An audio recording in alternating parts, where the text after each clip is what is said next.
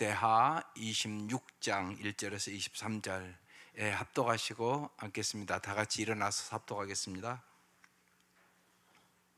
시작. 유다 온 백성이 나이가 16세 된 우시야를 세워 그의 아버지 아마샤를 대신하여 왕으로 삼으니 아마샤 왕이 그의 열조들의 묘실에 누운 후에 우시야가 엘롯을 건축하여 유대에 돌렸더라. 우시야가 왕이 어릴 때 나이가 16세라 예루살렘에서 52년간 다스리니라. 그의 어머니 이름은 여골리하여 예루살렘 사람이더라. 우시야가 그의 아버지 아마샤의 모든 행위대로 여호와 보시기에 정직하게 행하였며 하나님의 묵시를 밝게 하는 스가랴가 사는 날에 하나님을 찾았고 그가 여호와를 찾을 동안에는 하나님이 형통하게 하셨더라. 우시야가 나가서 블레셋 사람들과 싸우고 가드 성벽과 얀분의 성벽과 아수도 성벽을 헐고 아수도 땅과 블레셋 사람들 가운데 성읍들을 건축하며 하나님이 그를 도우사 블레셋 사람들과 그르바알에 거주하는 아라비아 사람들과 마온 사람들을 치게 하신지라. 암몬 사람들이 우시야에게 조경을 바치매 우시야가 매우 강성하여 이름이 애굽 변방까지 퍼졌더라. 우시야가 예루살렘에서 성 모퉁이 문과 골짜기 문과 성구비에 망대를 세워 견고하게 하고 또 광야에 망대를 세우고 무릉덩이를 많이 파고 구원과 평지에 가축을 많이 길렀으며 또 여러 산과 좋은 밭에 농부와 포도원을 다스리는 자들을 두었으니 농사를 좋아함이었더라. 우시야에게 또 싸우는 군사가 있으니 서기관 여이엘과 병영잔 마하세야가 직접 조사한 수요대로 왕의 지휘관 하나야의 지휘하에 속하여 떼를 지어 나가서 싸우는지라. 족장의 총수가 2600명이니 모두 큰 용사요.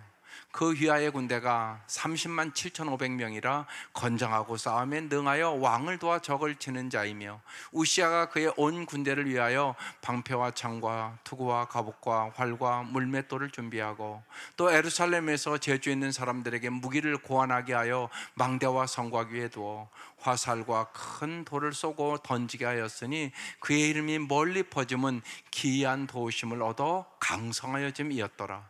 그가 강성하여짐에 그의 마음이 교만하여 악을 행하여 그의 하나님 여호와께 범죄하되 곧 여호와의 성전에 들어가서 향단에 분향하려 한지라. 제사장 아사랴가 여호와의 용맹한 제사장 80명을 데리고 그의 뒤를 따라 들어가서 우시야 왕 곁에 서서 그에게 이르되 우시야여 여호와께 분향하는 일은 왕이 할 바가 아니요 오직 분향하기 위하여 구별함을 받은 아론의 자손 제사장들이 할 바니 성소에서 나가소서. 왕이 범죄하였으니 하나님 여호와에게서 영광을 얻지 못하리이다. 우시야가 손으로 향로를 잡고 분향하려 하다가 화를 내니 그가 제사장에게 화를 낼 때 여호와의 전 안향단 곁 제사장들 앞에서 그의 이마에 나병이 생긴지라. 대제사장 아사랴와 모든 제사장이 왕의 이마에 나병이 생겼음을 보고 성전에서 깊이 쫓아내고 여호와께서 치심으로 왕도 속히 나가니라. 우시야 왕이 죽는 날까지 나병 환자가 되었고 나병 환자가 되매 여호와의 전에서 끊어져 별궁에 살았으므로 그의 아들 요담이 왕궁을 관리하며 백성을 다스렸더라. 우시야의 남은 시종 행적은 아모스의 아들 선지자 이사야가 기록하였더라. 우시야가 그의 조상들과 함께 누우매 그는 나병 환자라 하여 왕들의 묘실에 접한 땅 곧 그의 조상들의 곁에 장사하니라. 그의 아들 요담이 대신하여 왕이 되니라. 아멘. 오늘 제목이 분향의 유혹이에요. 오늘 이 말씀의 목적은 겸손하라는 것이에요. 유다 왕 우시야라는 그 이름이 여호와는 나의 힘이시다 그런 뜻이에요. 정말 여호와가 나의 힘이심을 평생 동안 정말 알고 살았으면 참 행복하고 아름답게 살 왕이었는데 그렇게 살지 못해서 겸손하지 못해서 그의 인생이 비참하게 끝났다는 얘기예요. 우시야가 여호와를 찾는 동안 정치적으로 경제적으로 강하고 번성했으나 그가 교만해져서 제사장의 영역을 침범하려다가 나병에 걸려서 비참하게 인생을 마치는 얘기예요. 오늘 첫 번째, 이 우시야 왕의 왕정 초기에 이제 우시야 왕이 어떤 자세를 가졌는가를 잘 보셔야 돼요. 하나님을 찾았다고 기록되어 있어요. 1절, 유다 온 백성이 나이가 16세 된 우시야를 세워 그의 아버지 아마샤를 대신하여 왕으로 삼았어요. 2절, 아마샤 왕이 그의 열조들의 묘시에 죽은 후에 우시야가 엘롯을 건축하여 유다에 돌렸더라. 이 엘롯은 에돔 영토였었어요. 근데 유다 땅으로 회복시켰다는 얘기예요. 3절, 우시야가 왕이 어릴 때 나이가 16세, 그러니까 아직 어린 거죠. 예루살렘에서 엄청나게 오래 다스렸어요. 52년을 다스렸어요. 그의 어머니의 이름은 여골리하여 예루살렘 사람이었어요. 4절, 우시야가 그의 아버지 아마시의 모든 행위대로 여호와 보시기에 정직하게 행하며, 이게 참 중요한 말씀이에요. 성경에 여호와 보시기에. 그래도 여호와 보시기에 정직하게 행하면 하나님이 강하게 하고 형통하게 하세요. 이걸 잘 아셔야 돼요. 그러니까 여호와가 보고 계시다는 얘기예요. 여러분의 삶을 보고 계시단 말이에요. 그러니까 이걸 인식하고 살아가는 게 신앙생활이에요.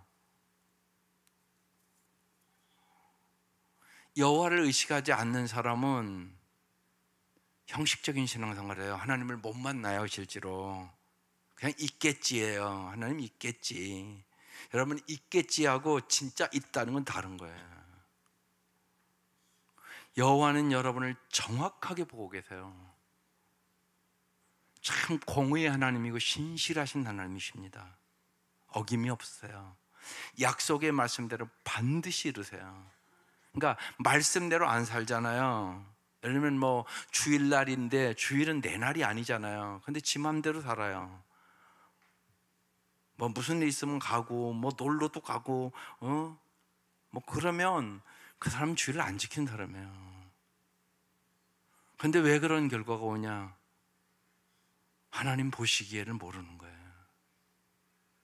여러분, 이게 여러분 인생에 무지하게 중요해요. 하나님은 보고 계시다. 감찰하고 계시다. 모든 것을 보고 계세요. 그리고 분명한 것은 여러분 심는 대로 거두는 거 아니겠어요? 그러니까 하나님 보시기에 여러분 날마다 뭔가를 심고 살아요, 우리가.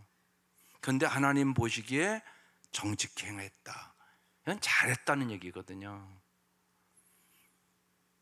그 아버지도 그랬대요. 아마샤의 모든 행위대로 아버지도 그랬대요. 참 감사하게 아들도 여호와 보시기에 정직히 행했다는 거예요. 여러분, 대대로 잘 믿는 건 엄청난 축복이에요. 5절,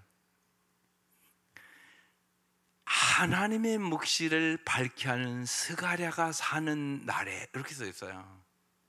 그러니까 16살이니까 아직 어릴 때인데 하나님의 묵시를, 하나님의 계시를 잘 받는 스가랴 선지자가 있었는데, 이 스가랴 선지자가 옆에서 이 우시야 왕을 잘 도와줬다는 얘기예요. 이 말씀이에요. 하나님을 찾았고, 스가랴가 사는 날에 하나님을 찾았고, 그가 여호와를 찾을 동안에는, 여기 이제 깔려 있는 게 있어요. 찾지 않을 때가 있다는 얘기죠. 그러니까 여호와를 찾을 동안에는 하나님이 어떻게 했다고요? 형통하게 하셨더라. 여러분의 삶이 형통하기를 원하세요? 그러시면 여호와를 언제나 찾아야 돼요. 찾는다는 얘기는 더 쉽게 말씀드리면 언제나 모든 일을 주님께 물어보는 거예요. 하나님, 내가 이렇게 하시면 하나님 기뻐하실까요? 잘 보세요. 여러분이 하나님 앞에 멀어질 때는, 하나님 말씀대로 안 살 때는 물어보지도 않아요. 그냥 자기 생각대로 살아요. 그러면 형통할 수 없어요. 모든 사람은 형통하기를 원하세요. 형통하려면 여호와를 찾는 동안만 아니라 항상 여호와를 찾으셔야 돼요. 주님이 길이에요, 진리예요, 생명이에요. 여러분의 앞길 하나님의 손에 있어요. 하나님이 주권자야. 그걸 잘 아셔야 돼요. 여러분 자녀들의 앞길 여러분의 손에 있지 않아요. 하나님의 손에 있어요. 그러니까 여호와를 찾도록 하셔야 돼요. 네. 하나님의 묵시를 아는, 하나님의 말씀을 잘 아는 스가랴가 사는 날에는 하나님을 찾았다. 이 얘기는 스가랴가 잘 도와줬다는 얘기예요. 그가 여호와를 찾을 동안에는 스가랴가 잘 도와줘서 여호와를 찾고 언제나 하나님께 물어볼 동안에는 하나님께서 그의 삶을 형통하게 하셨더라. 그 다음에 이제 어떻게 형통하게 했는가가 기록되어 있는 거예요. 6절. 우시아의 명성과 업적이 아주 강대해지거든요. 하나님이 강성케 하세요. 그 다음 기절, 6절. 우시아가 나가서 블레셋 사람들과 전쟁을 해요. 어떻게 해서 승리 주죠. 가드 성벽과 야분의 성벽과 아수의 성벽을 얼고 이 강한 성벽들이에요. 하나님은 다 이기겠다는 얘기예요. 아소 땅과 블레셋 사람들 가운데 성읍들을 건축하며. 7절. 하나님이 그를 도우사. 딱 나오잖아요.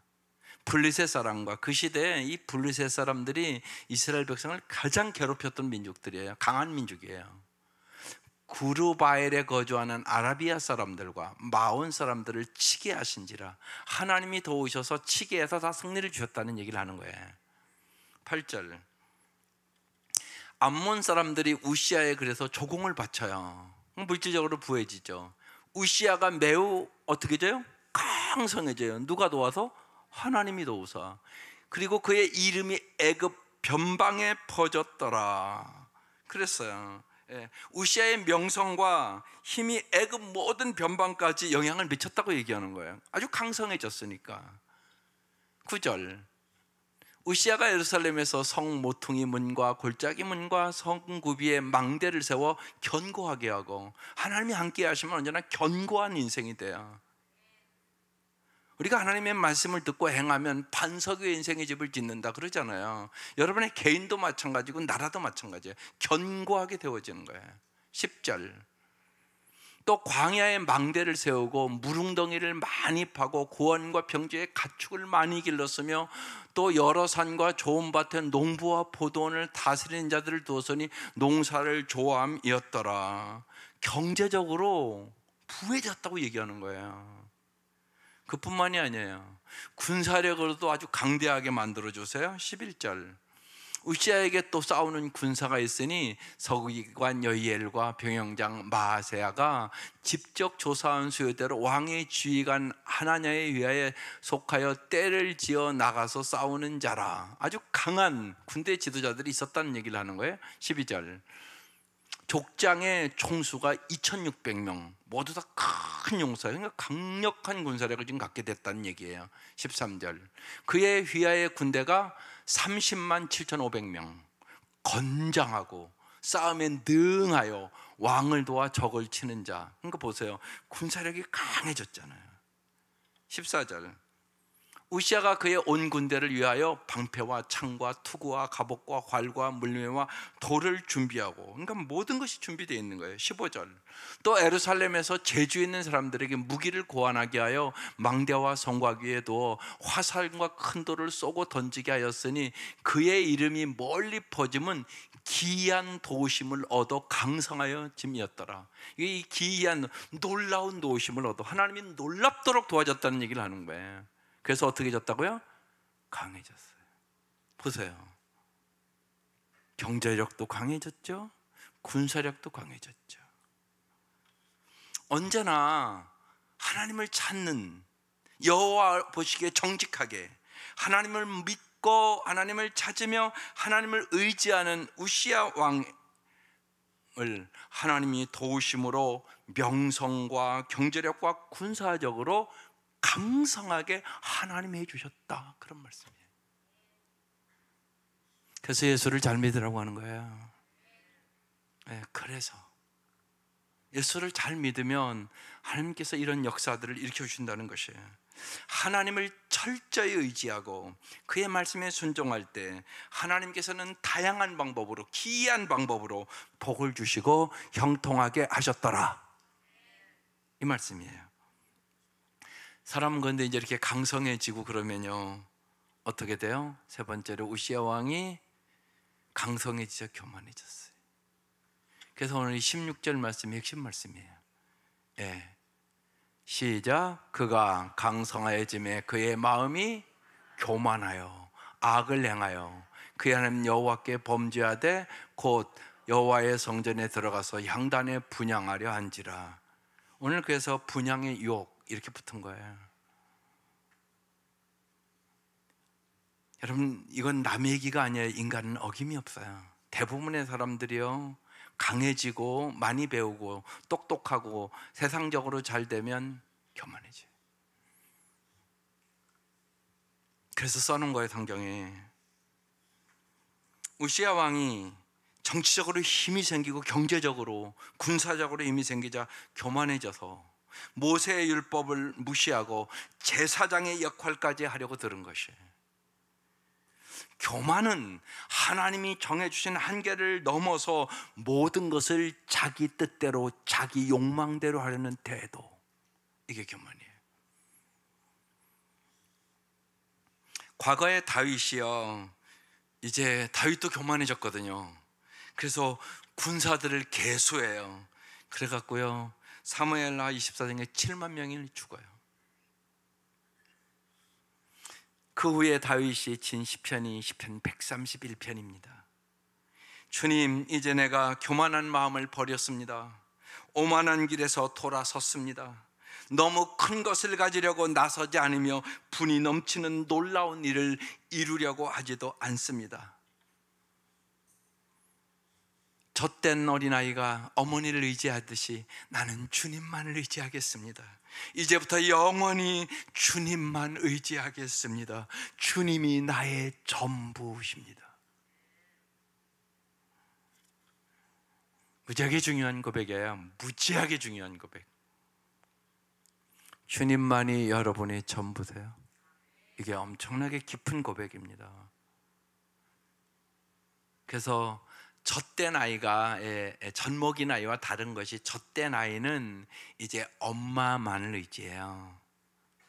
그래서 자기가 주님만을 의지합니다. 그 얘기를 하는 것이에요. 그런데 이 우시야는 그렇지를 않았어요. 17절에 제사장 아사랴가 여호와의 용맹한 제사장 80명을 데리고 우시야 왕의 뒤를 따라 들어가요. 들어가서 18절, 우시야 곁에 서서 그에게 말합니다. 이렇게 했을까요? 우시야 왕이여, 여호와께 분향하는 일은 왕이 할 바가 아니요 오직 분향하기 위하여 구별함을 받은 아론의 자손 제사장들이 할 바니 성소에서 나가소서 그랬어요. 이 얘기를 듣고 얼른 나갔어야 되는 것이에요. 왕이 범죄하였으니 하나님 여호와께서 영광을 얻지 못하리이다, 그렇게 얘기를 했어요. 그럼 이 말을 들었어야 된단 말이에요. 근데 안 들었어요. 19절, 우시야가 손으로 향로를 잡고 분향하려 하다가 뭐 했다고요? 화를 냈다고. 하나님의 말씀으로 제사장이 이건 왕이 할 일이 아니라고 얘기했는데 화를 내면서, 그가 제사장에게 화를 낼 때 여호와의 전 안향단 곁 제사장들 앞에서 그의 해만에 순식간에 나병이 걸려버렸어요. 여러분, 여기서 잊지 마셔야 돼요. 세상적인 거 하루아침에 다 하나님 무너질 수 있어요. 여러분 주위에도, 여러분 사람 죽는 게 얼마나 허무한가 몰라요? 엊그제 건강했던 것 같은 사람이 하루아침에 뭐 뇌출이 더 쓰러져 죽었다느니 뭐 이러잖아요. 뭐 오늘도 보니까 뭐 유성구의 이상민 의원 돌아가셨다고 떴대요. 하루아침에요, 여러분. 여러분 그런 걸 잊지 마세요. 이걸 알아야 교만해지지 않아요. 세상 거 아무것도 아니에요. 권력? 죽으면 하루아침에 끝나는 건데요. 왕 엄청난 거잖아요, 그 시대 권력. 그런데 순식간에 뭐가 됐다고요? 나병 환자 됐어요. 하루아침에 비참한 인생으로 변했어요, 왕이. 20절에 이렇게 말씀하세요. 대제사장 아사랴와 모든 제사장이 왕이 이마에 나병이 생겼음을 보고 성전에서 급히 쫓아내고 들어오지도 못하는 거예요. 여호와께서 치심으로 왕도 속히 나가니라. 여호와께서 치셨다는 것이에요. 왜? 교만해서. 21절, 우시야 왕이 죽는 날까지 나병 환자로 살아요. 나병 환자가 되면 여호와의 전에서 끊어져요. 그리고 별궁에 살아요. 같이 살 수도 없어요. 왕이, 그의 아들 그래서 요담이 왕궁을 관리하며 백성을 다스렸더라. 우시야는 나병 때문에 살아서도 왕궁에 거할 수도 없었고 죽어서도 왕의 묘실에 들어가지도 못해요. 교만 때문에 영광의 자리에서 완전히 떠났어요. 22절, 우시야의 남은 시종행적은 아모스의 아들 선지자 이사야가 기록하였더라. 23절, 우시야가 그의 조상들과 함께 누움에 그는 나병 환자라 하여 왕들의 묘실에 접한 땅, 왕실의 묘실도 못 들어가요. 접한 땅 곧 그의 조상들의 곁에 장사되니라. 그의 아들 요담이 대신하여 왕이 되니라. 분양하는 일은 제사장만이 할 수 있게 하나님이 정했단 말이에요. 그래서 대제사장 아사랴가 80명의 용감한 제사장, 그러니까 죽으면 죽으리라고 들어갔다는 얘기예요. 만류에도 불구하고 우시야는 성전에 들어가 분향을 하고 마른 거예요. 결국 우시야는 나병에 걸려서 성전에서 쫓겨나고 별궁에 격리되어 인생을 비참하게 마치게 됩니다. 여기서 우리가 유명한 이제 말씀을 기억해야 돼요. 잠언 16장 18절 말씀, 시작. 교만은 패망의 선봉이요 거만한 마음은 넘어짐의 앞잡이니라. 하루아침에 끝났어요. 인생이 비참하게, 순식간에. 이게 인간의 한계예요. 하나님 안에서 자신을 발견하기 전까지 인간은 자신이 신이 되어 살아갑니다. 자신의 힘으로 다 할 수 있는 것처럼 생각을 해요. 그래서 여러분, 베드로가 예수님을 진짜 만나는 그 광경이 무척 중요한 광경이에요. 밤이 맺도록 그물을 던지잖아요. 근데 아무것도 못 잡았어요. 예수님께서 깊은 곳에 그물을 내리라고 말씀해요. 베드로가 말씀에 의지하여 그물을 내리다. 그물이 찢어질 정도로 우리가 많이 잡혀요. 근데 그날 더 중요한 건 그게 아니에요. 베드로가 자기가 누군가를 알아요. 나는 죄인이로소이다. 나를 떠나소서. 인간은 참 자신을 몰라요. 여러분은 정말 여러분이 죄인임을 깊이 아세요? 내가 예수님이 십자가에 못 박아 죽였다는 사실을 교회 올 때마다 깊이 느끼세요? 이 생각을 깊이 자꾸 하셔야 돼요. 그래야 겸손하게 살아갈 수 있게 됩니다. 교만이라는 것은 하나님이 정해주신 한계를 뛰어넘어 모든 것을 자신의 손아귀에 쥐려는 태도가 교만이에요. 깊이 보면 하나님을 주인으로 인정을 안 하는 거예요. 내가 주인이에요. 물어보지도 않아요. 그러니까. 그래서 아까 하나님 보시기에가 무척 중요한 거예요. 하나님은 언제나 보세요. 네가 나를 주인으로 삼는지, 네가 주인 노릇하는지. 언제나 우리의 신앙이 삐뚤어지고 하나님 주시는 큰 복을 못 누리는 이유는 내가 주인이 되기 때문에 그래요. 하나님은 그것을 교만이라고 얘기하는 것이에요. 겸손은 창조주 하나님 앞에서 피조물인 자신의 한계를 깊이 인식하는 거예요. 이게 겸손이에요. 나는 누구냐? 하나님의 피조물. 그래서 지난 주보에 교만이란 자기 사랑과 자기 자랑으로 이루어지는 병든 영혼이라고 써놨어요. 내 마음대로 안 되는 일이 있다는 한계를 인정하는 것이 겸손이에요. 모든 인간은 여러분 한계가 있단 말이에요. 몸이 아프기만 해도 여러분 여기 오고 싶어도 못 와요. 아파본 사람은 다 알잖아요. 엊그제 신방했더니 그러시대요.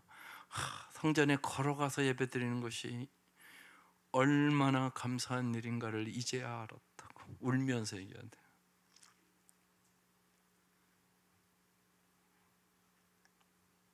여러분, 성전에 걸어 나와서 예배 드리는 게 얼마나 감사한 줄 아세요? 이게 인생의 고난을 겪고 나서 겸손해지는 거예요. 그러면 여러분, 이곳에 와서 어떻게 감사로 예배를 안 드리겠어요? 올 때마다 감사하지 않겠어요? 내가 이 고난을 겪어보니까 정말 걸어서 성전 오는 게 얼마나 감사한 일인가를 내가 몰랐구나. 그 얘기잖아요. 울면서 얘기해야 돼요.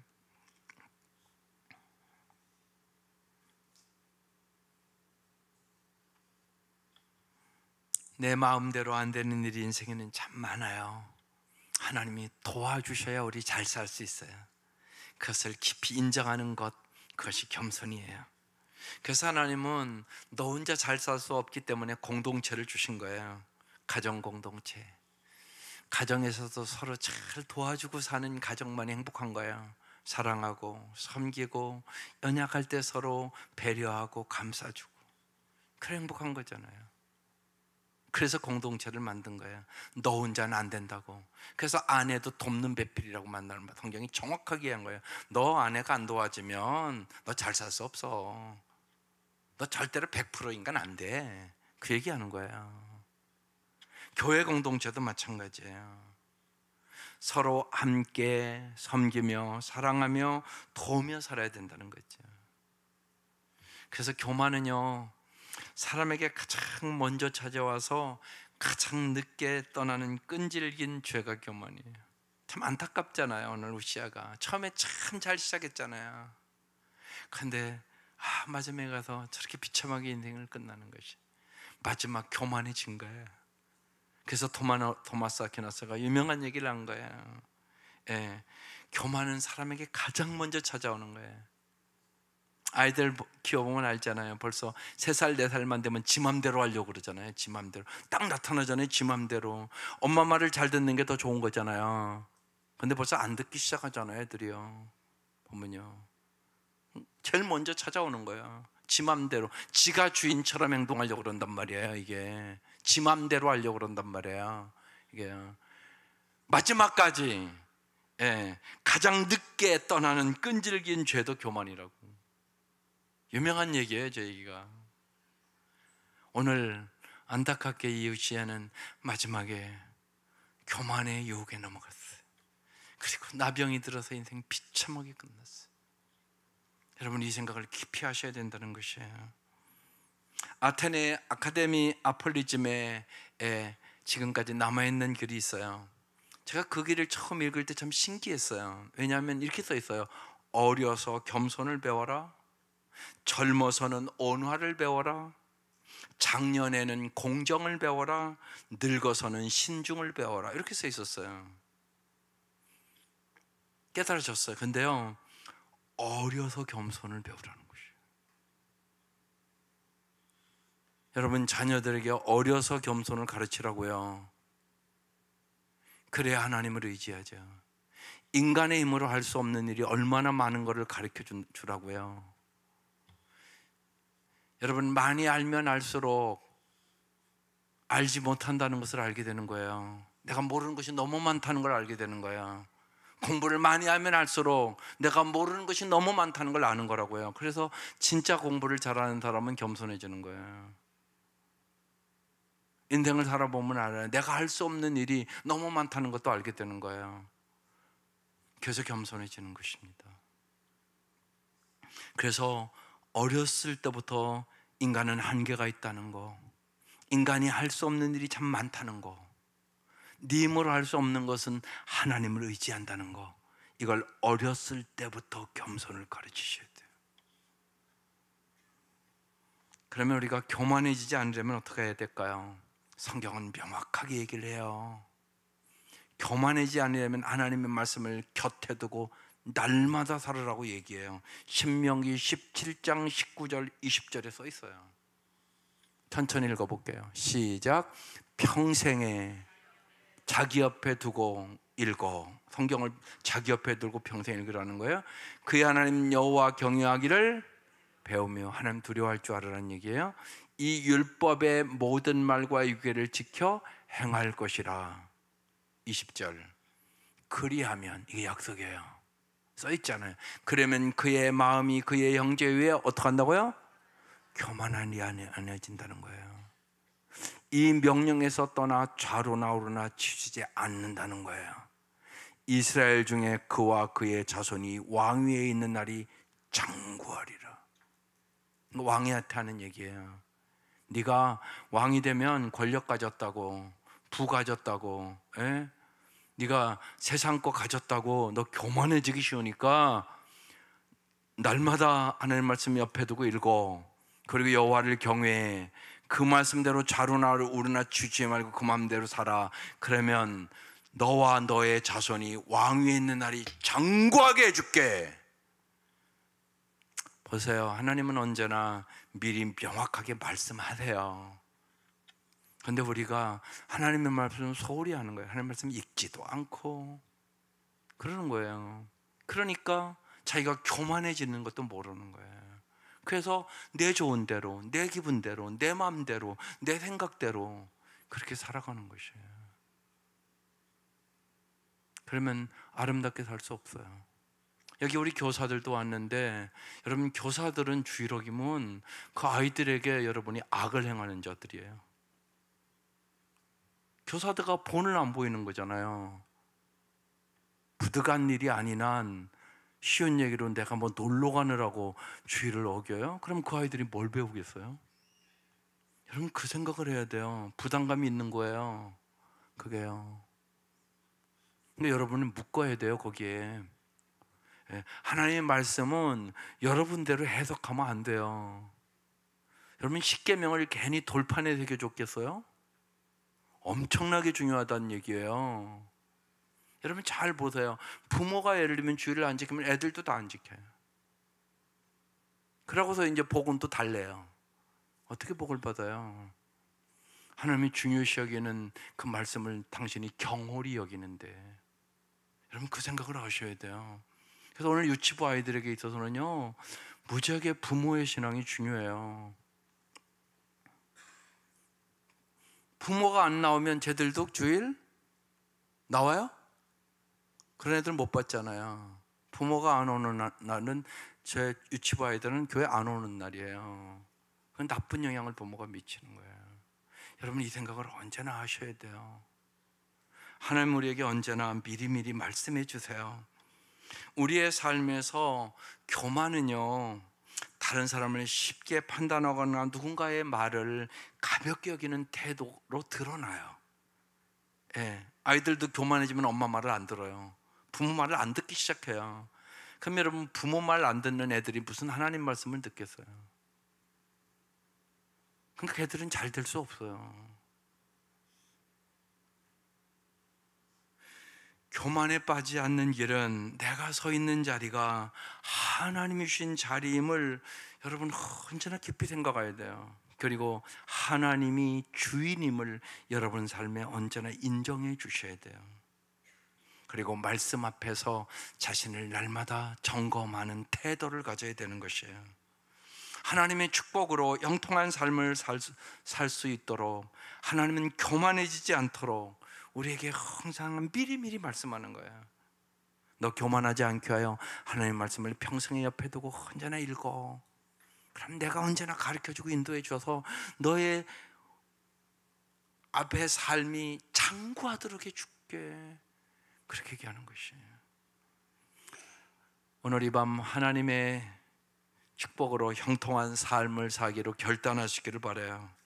특별히 겸손을 가르치세요. 아이들에게 하나님을 전적으로 의지하는 거, 그게 겸손해요. 하나님 우리의 삶의 주인이 돼요. 교만하지 않도록 늘 경성하고 깨어서 견고하게 하나님 앞에 고개 숙이는 자세로 살아감으로 정말로 하나님께서 주시는 놀라운 형통의 삶을 살아가시기를 바랍니다. 신앙의 제1요건 겸손입니다. 제2요건도 겸손입니다. 제3요건도 겸손입니다. 정말로 하나님 앞에 겸손함으로 말미암아 인간의 한계를 깨닫고 주님의 도와주심으로 정적으로, 육적으로, 정신적으로, 물질적으로 강성케 하시는 주님의 은혜를 여러분의 삶의 끝까지 경험하시기를 주의 이름으로 축원합니다. 기도드리겠습니다. 마음 모아 함께 기도 한번 기도해 볼게요. 시작. 겸손히 하나님의 말씀에 순종함으로 주님과 동행하는 형통한 삶을 살게 하소서. 교만과 탐욕으로 눈이 어두워 영광을 놓치는 선택을 하지 않게 하소서. 다 같이 통성으로 특별히 다음 세대를 위하여 이 시간 기도하십시다. 유치부 아이들 위하여, 아동부 위하여, 중고등부 학생 위하여, 우리 싱글 목장 청년들 위하여, 우리의 다음 세대들을 위하여 정말로 하나님, 내가 축복의 통로가 될 수 있도록, 특별히 우리 교사들 위하여, 교사들이 정말로 신실한 믿음을 가지고 여호와 보시기에 정직하게 행함으로 정말로 축복의 통로가 되는 역사가 각 부서에 일어날 수 있도록, 여러분의 목장의 병마와 여러 가지 고통 속에 신음하는 형제와 자매들을 위하여 아버지 한번 부르고 간절히 기도하겠습니다. 아버지,